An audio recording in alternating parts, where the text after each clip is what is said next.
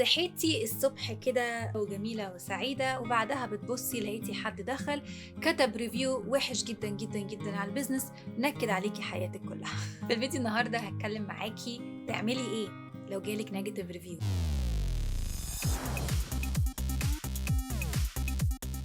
هاي، أنا اسمي سارة القاهري، وأنا بساعدك إنك تكبري البيزنس بتاعك وتزودي المبيعات بتاعتك. هتلاقيني موجودة في كل حتة، انستجرام، تيك توك وفيسبوك، وكمان عندي بودكاست بستضيف فيها بزنس اونرز سكسسفul يساعدوكي. الحاجة اللي تريجرت باي ذا واي إن أنا أعمل الفيديو ده إن أنا لسه سايبة ريفيو وحش جدا لسمول بزنس، وأحكي لك اللي حصل، وأحكي لك إيه الحاجات اللي كان المفروض يعملوها تو افويد إن دوت يحصل، وبعدها هقول لك لما يحصل كده تعملي ايه. فاحنا هنتكلم ازاي في الاول اصلا تو افويد ان انت يحصل لك حاجه زي كده. الشركه اللي انا كنت طالبه منها اوردر شركه في ايرلندا، كنت طالبه منها حاجه هو برودكت للشعر.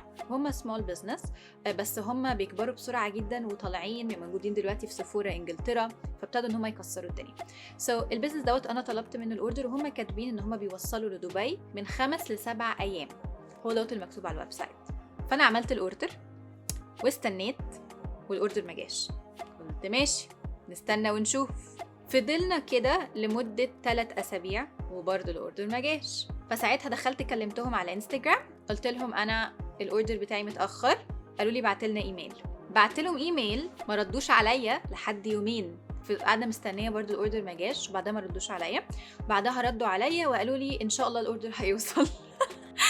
المهم انا فاهمه ان هم سمول بزنس، فاي هاف بين اندرستاندينج جدا. قلت لهم مفيش مشكله، بس قولوا لي ومش عارف ايه وخلاص. المهم عدى اسبوع الاوردر ما جاش. بعت لهم هيا يا جماعه فين الاوردر؟ احنا كلمنا البريد، هم بيستخدموا الدوتش ميل، والمفروض ان الاوردر خلاص يكون اصلا وصل لك عندنا. شوفي لو مثلا حد من الجيران استلم لك الاوردر. فلا، ما حدش استلم الاوردر. فين الاوردر يا جماعه؟ احنا اسفين جدا على التاخير، احنا هنعمل لك ريفند للشيبينج والاوردر هيوصل ان شاء الله. ماشي يا جماعه ان شاء الله الاوردر يوصل، مستنيينه. ايفنتشلي الاوردر ما وصلش، وايفنتشلي لقيت ان انا الكارت بتاعي اتسحب منه الشيبينج مرتين. وبعد كده قعدوا 4 ايام مش بيردوا عليا لما قلت لهم ان انا الشيبينج بتاعي انتوا كده سحبتوا شيبينج زياده بلا بلا بلا.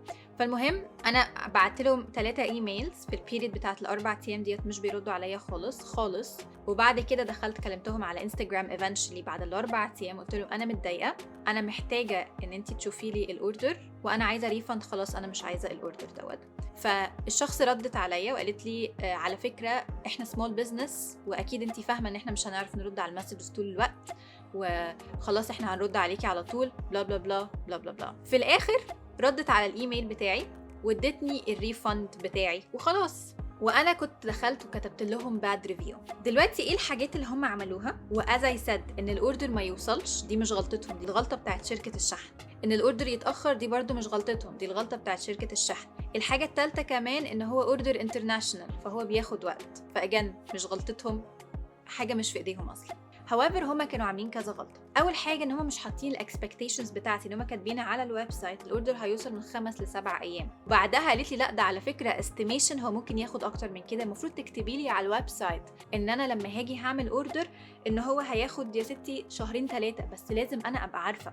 براندز كتيره جدا جدا بالذات في الحاجات الانترناشونال شيبينج بتاخد وقت كتير جدا عشان توصل، and it's fine as long as ان انا عارفه حاجه زي كده.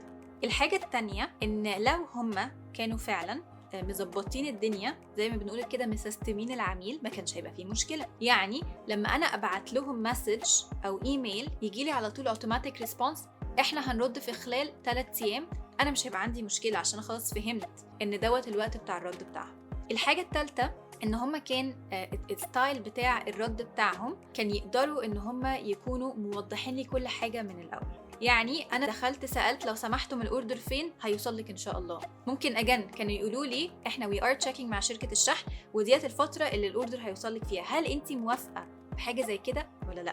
وساعتها انا كنت هيبقى مش عندي مشكله. فتعالوا كده ناخد مع بعض زي لستة حاجات عايزاكي تعملي لها تشيك من عندك عشان اصلا ما يجيلكيش باد ريفيو، وانا كاتباهم معايا هنا. اول حاجه ما تعمليش اوفر بروميسنج للعميل بتاعك، ما تقوليش للكاستمر ان هم هياخدوا حاجه زياده عن التوقعات بتاعتهم. ليه بقى ما تعمليش كده؟ عشان ده هيدخلنا في سلسله العميل هيبقى متضايق سواء وصل الاوردر او ما وصلوش، هتخسري العميل لما هتخسريه هتبتدي انت تخشي في دايره ان انت كل شويه بيجيلك عميل واحد بس يشتري ويمشي، فتبتدي انت تبقي بتخسري فلوس، وهتبقي داخله كده في دايره مشاكل متواصله ملهاش نهايه. فانا الادفايس بتاعتي ان انت بالنسبه لك في البرايورتيز بتاعتك الراحه بتاعتك، ان انت ما يبقاش عندك مشاكل في البيزنس اهم من ان انت تكبري البيزنس بسرعه.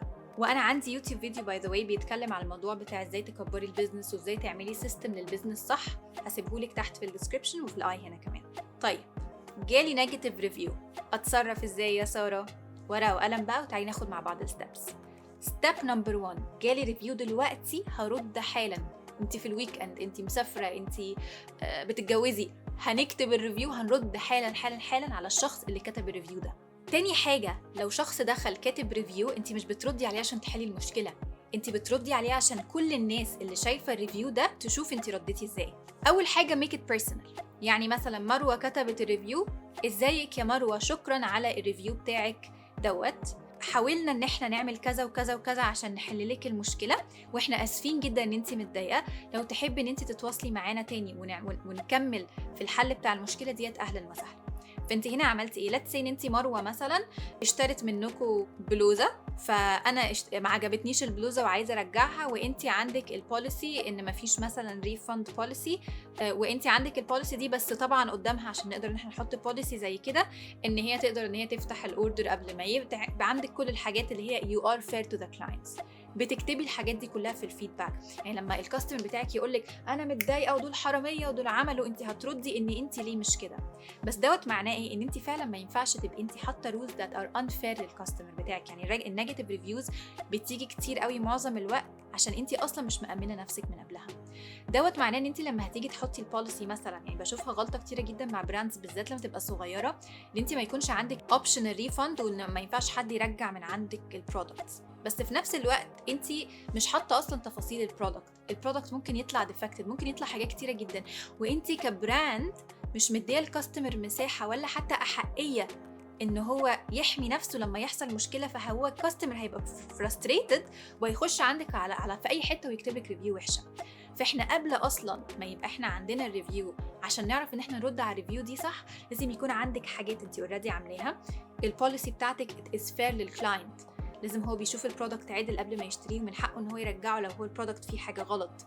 وبعد كده لو حصل ان انت مشيتي في كل البوليسي دي والدنيا تمام وبرده حصل مشكله، 100% من الوقت بندي كومبنسيشن للكلاينت، ليكي 20% ديسكاونت من على الويب سايت بتاعنا على الاوردر الجاي بتاعك. ليه بنعمل كل ده؟ عشان الكاستمر ديت ما تمشيش، وفي نفس الوقت عشان لو الكاستمر دي حصلت ان هي كتبت عني ريفيو، انا داخله على طول يلا يلا يلا احنا عملنا لك كذا وكذا وكذا وكذا وكذا، ولو انت متضايقه برده كلمينا وهنساعدك.